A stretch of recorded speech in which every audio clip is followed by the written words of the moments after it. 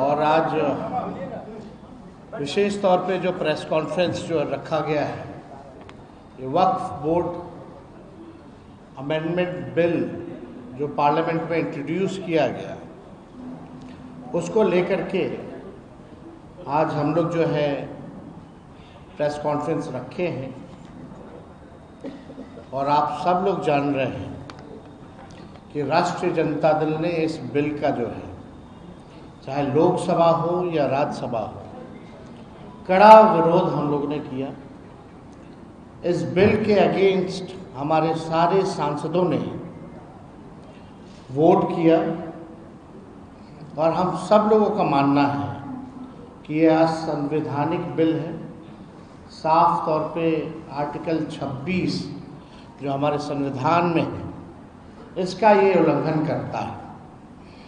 और ध्रुवीकरण की राजनीति, भाजपा के लोग देश को तोड़ना चाहते हैं, बांटना चाहते हैं। और जो असल मुद्दे जो है बेरोजगारी का, महंगाई का, पलायन का, देश की आर्थिक स्थिति का, इससे जो है गरीबी से मुद्दे से, इस असल मुद्दे से ध्यान भटका करके अपनी राजनीति को सीखना चाहती है। और आरएसएस और भाजपा के लोग संविधान विरोधी इसलिए हैं क्योंकि लगातार संविधान का उल्लंघन किया जा रहा है, क्योंकि ये लोग अपना नागपुरिया कानून को जो है लागू करना चाहते हैं पूरे देश में। हम लोग सामाजिक न्याय, धर्मनिरपेक्षता के मानने वाले लोग हैं। नीति, सिद्धांत, वसूल की राजनीति करते हैं।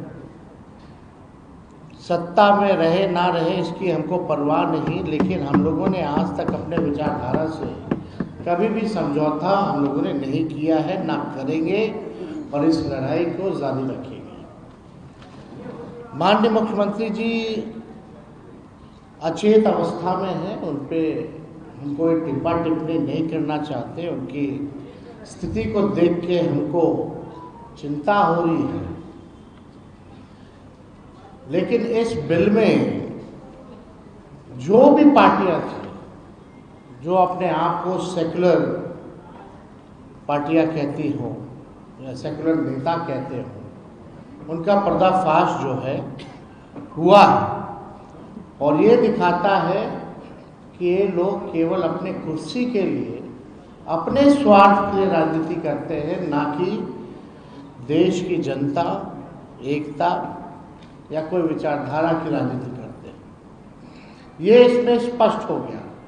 अब कोई कितना भी आकर के जस्टिफाई करे कि नरेंद्र मोदी जी और भाजपा के लोग जो है मुसलमानों का भला चाहते हैं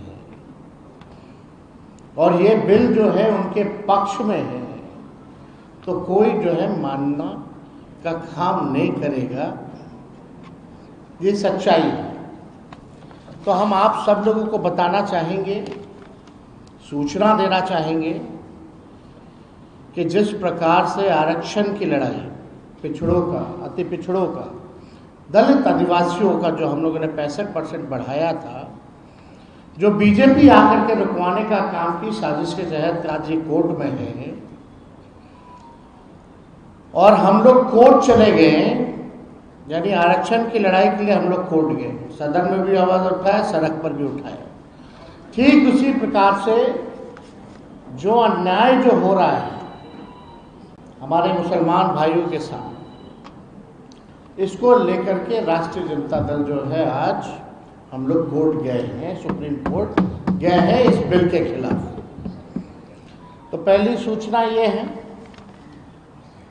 अब आप बताइए, दिन रात जो लोग मुसलमानों को गाली देते हैं, खुलेआम टीवी पे गाली देते हैं, संसद में इनके सांसद मुस्लिम सांसदों को मुल्ला, जिहादी बोलते हैं, इनके सांसद और केंद्र मंत्री गोली मारो सालों को नारा, ऐसी नारों का जिक्र करते हैं। प्रधानमंत्री कहते हैं इन्हें कपड़ों से पहचानो, प्रधानमंत्री कहते हैं मंगलसूत्र छीन लेगा। इनके बिहार के बछौल कहते हैं कि इनको चुनाव का वोटिंग का अधिकार छीन लेना चाहिए, होली में बाहर मत निकलो। और ये लोग ढोंग कर रहे हैं मुसलमान भाइयों के हितैषी होने का।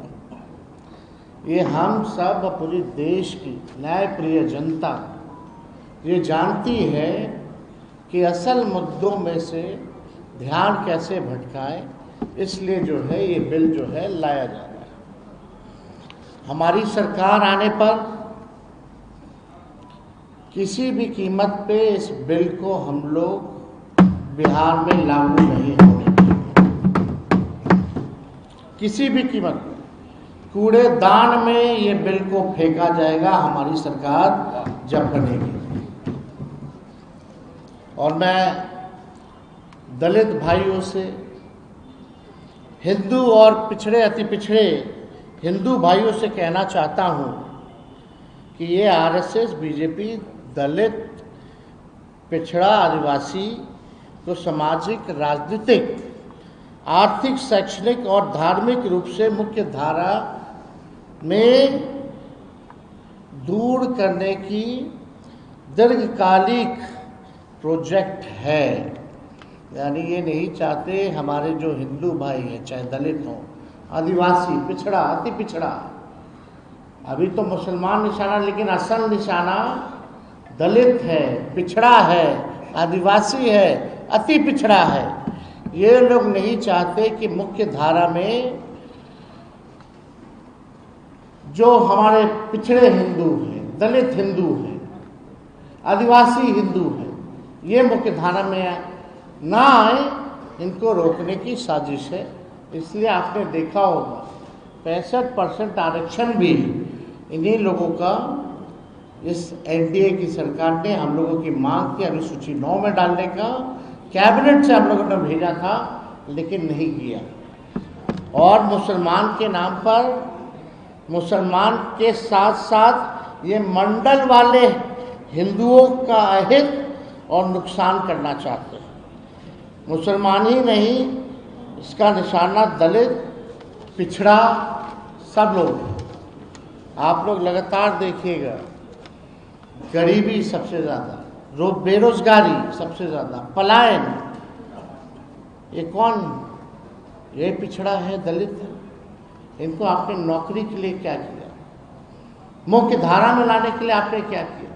हमने विधानसभा में आंकड़ा दिया था, 0.5% का भी आधा अति पिछड़ा और दलित समाज का ना डॉक्टर है, ना इंजीनियर है। ये बिहार में ये स्थिति है। आप इनके लिए क्या योजना ला रहे हैं? इनको कौन आगे बढ़ाएगा? इनको कौन मुख्य धारा में लाएगा?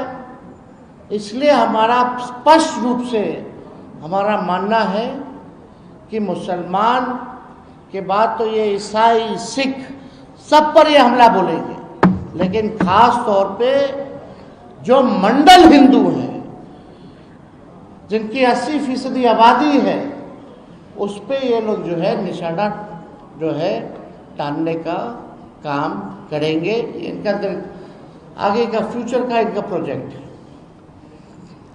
तो ये वक्फ बोर्ड को लेकर के हमारी पार्टी का, हमारे राष्ट्र अध्यक्ष जी का स्पष्ट है, ये गैर संवैधानिक है।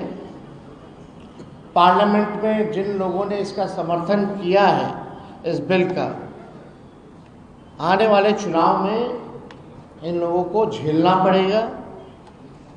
और एक और इशू है, यहाँ अगर आप देखें बिहार में तो एक नहीं, दो उप मुख्यमंत्री हैं। एक नहीं बल्कि दो उप मुख्यमंत्री हैं। अभी कल ही एक वीडियो आया, कल 2 वीडियो आए, दोनों उप मुख्यमंत्री के। एक मुख्यमंत्री को अधिकारी लोग खाना परोस रहा है और एक उप मुख्यमंत्री जो है बोलता है कि थानेदार का ट्रांसफर कर देना चाहिए। कल सम्राट चौधरी जी कहीं गए हुए होंगे, मुंगेर वगैरह, तो वहाँ बीडीओ, सीईओ स्तर के अधिकारी, मंत्रियों को खाना परोस रहे थे, चिकन मटन परोस रहे थे। होली है बुरा न मानो कहकर होली के सांस्कृतिक कार्यक्रम में सिपाही को सम्मिलित करने के आग्रह को मुद्दा बनाने वाले अधिकारियों से अपनी खाने के प्लेटें उठवा। और दूसरी तरफ उप मुख्यमंत्री विजय सिन्हा जी हैं, कितने असहाय और असमर्थ लग रहे हैं कि अपनी ही सरकार के में थानेदार को हटाने के लिए घोस्ट रिक्वेस्ट कर रहे हैं। बेचारे किससे आग्रह कर रहे हैं, यह भी भूल कर खुलकर विरोध भी नहीं कर पा रहे, बोल भी नहीं पा रहे कि आग्रह अगर किस कर रहे हैं तो किससे आग्रह कर रहे हैं, जरा खुल के तो बोलिए। किसको बोल रहे हो कि थानेदार को हटाना? आप तो मुख्यमंत्री है। तो स्थिति देख लीजिए प्रशासन क्या क्या हुआ। एक तरफ मटन परोस रहे हैं सीओ बीडीओ, और दूसरे तरफ एक मुख्यमंत्री आगे घोष रिक्वेस्ट कर रहे हैं, पता नहीं किससे कर रहे हैं, कि भैया एक थानेदार को जो है हटा दीजिए। जदयू पार्टी की जो स्थिति है, नीतीश कुमार जी के फोटो को हटा करके अब तो नरेंद्र मोदी जी का फोटो लगाया जा रहा है। जदयू पार्टी में है, मोदी जी की तस्वीर लगाई जा रही है खाली चुनाव तक। ये नीतीश कुमार जी को जैसे तैसे साथ रखेंगे और उसके बाद क्या परिणाम होना है ये स्पष्ट है, ये सब लोग जान रहे हैं। भाजपा के लोग नीतीश कुमार जी को जैसे तैसे केवल चुनाव तक साथ रखेंगे, उसके बाद पूरी बिहार की जनता जानती है कि उनके साथ भाजपा के लोग जो है क्या करेंगे। जदयू अब बीजेपी के बिहार की इकाई का एक वंचित, उपेक्षित और अल्पसंख्यक विरोधी प्रकोष्ठ बनकर के रह गया। ये जदयू की आज के हाल में स्थिति बन गई। करे तो करे क्या? अब मुख्यमंत्री को उप मुख्यमंत्री हाथ फेर दे रहा है, कोई अधिकारी हाथ फेर दे रहा है, हाथ दबा दे रहा है, अचेत अवस्था में है। क्या हो रहा है ये सब हम लोग देख रहे हैं। इतना महत्वपूर्ण विषय चला गया, मुख्यमंत्री खुल के नहीं आए। कौन रोक रहा है भाई उनको बोलने से? ये तो कौन ऐसा बड़ा नेता देश का जो है इस पे नहीं बोला हो। लेकिन हमारे मुख्यमंत्री जी एक शब्द भी अगर वक्फ बोर्ड पे अगर किसी ने सुना हो तो जरा बता दें। जब इतने महत्वपूर्ण विषयों पे वो चुप रह रहे हैं तो बिहार सरकार कैसे चल रही है? 13-14 करोड़ लोगों का भविष्य सुरक्षित है कि नहीं है, इस पे सवाल तो खड़ा होता ही। आज भी हमने देखा कि जबरदस्ती थोपा गया है जदयू के लोगों को, भाई बैठो तुम लोग, जितना लोग हो प्रेस कॉन्फ्रेंस कर लो, थोप करके बैठाया गया। लोग कह रहा था नहीं बैठेंगे नहीं बैठेंगे, तो उनमें से इनके वर्किंग प्रेसिडेंट ललन सिंह और कुछ यहाँ चौधरी जी लोग बोले कि तुमको पद पर रहना है कि नहीं रहना है, एमएलसी रहना है, फलना का चेयरमैन बने रहना है। तो बेचारा सब जबरदस्ती पद के लालच में कि पद अब चला जाएगा, अब नीतीश जी दोबारा आने वाले नहीं हैं, कुछ महीना ही काटना है, थोड़ा रह लेते हैं, फिर तो पार्टी खत्म है। तो इसलिए ही लोग बेचारा सब मुंह लटकैले सब लोग जो है आज प्रेस कॉन्फ्रेंस किया है। तो आज आप लोगों को सूचना भी देनी थी कि वक्त कोर्ट की लड़ाई, सड़क, संसद और अब जो लड़ाई है वो हम लोग सुप्रीम कोर्ट में भी लड़ेंगे। इसमें हम लोगों ने पिटीशन भी दायर किया है। जा चुका है आज जा चुका है।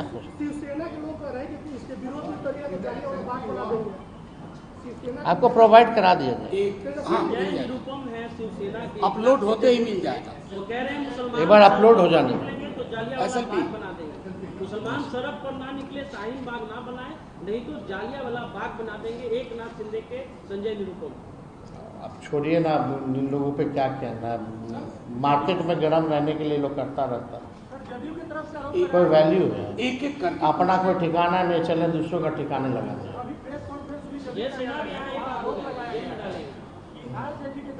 कितना लोग को बोल रहे हैं, कब से डाले हैं, कितना लोग को डाल रहे हैं, पूछो ना तो। ये आपको नेताजी ने उनके लिखे से छोड़िए, थानेदार तो सुन नहीं रहा है। रिकॉर्ड है हम लोगों के पास। अभी है ना, विजय सिन्हा जी कल ही ना बोल रहे थे, वो क्या जेल में डालेंगे? उनका तो थानेदार ही नहीं सुन रहा, खुद बोल रहे कि हटाओ थानेदार को। किससे, कौन हटाएगा? आओ कह रहे जेल में भेजेंगे। अरे भाई, ज्यादा बोलते बोलते कुछ ऐसा ना बोल दीजिए कि आप ही को डालना पड़ जाए। हाँ, एक मिनट, हाँ, एक मिनट ले रहे हैं उधर, हाथ उठा रहे हैं। इसके बाद आप नहीं, आपसे प्यार है, चलिए आ रहे हैं।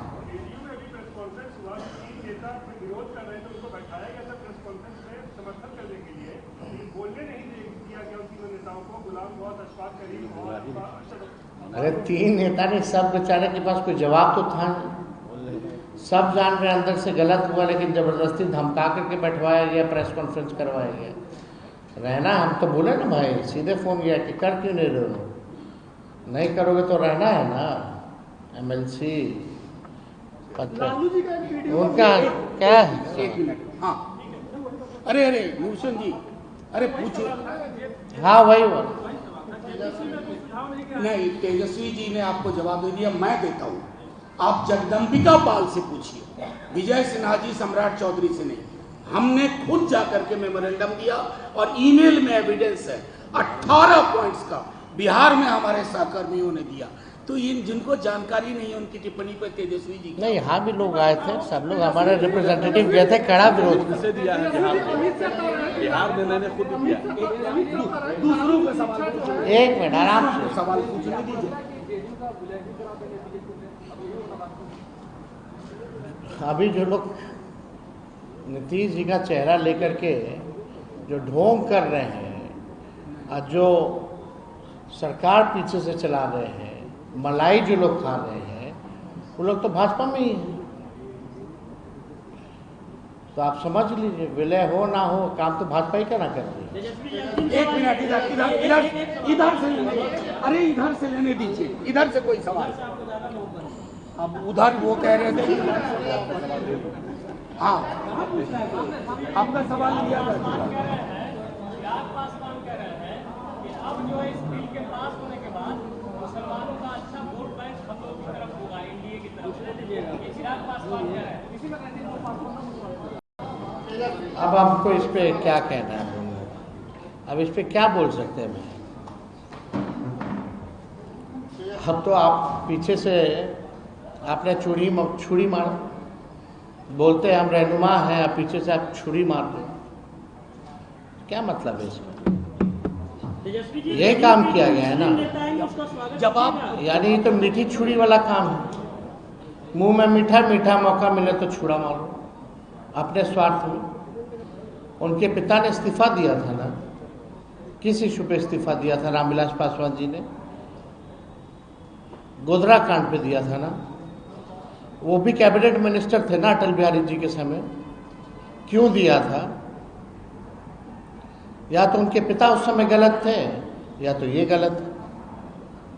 अब उनसे आप पूछ लीजिए कि आपके पिता गलत थे या चिराग पासवान गलत थे, वो क्या कहते हैं? चलिए सर, एक सवाल जेडीयू के जो नेता इस्तीफा दे रहे हैं या उनके नेता को मुस्लिम मानना चाहेंगे, तेजस्वी यादव उनका स्वागत करेंगे?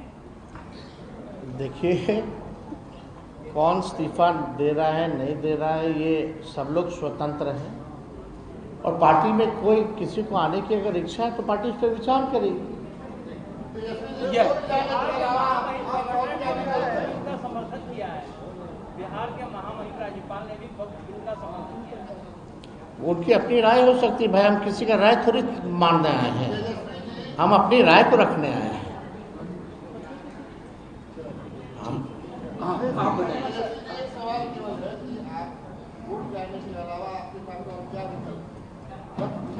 के अलावा और क्या? सरकार बना करके इस कानून को कूड़ेदान में फेंकना।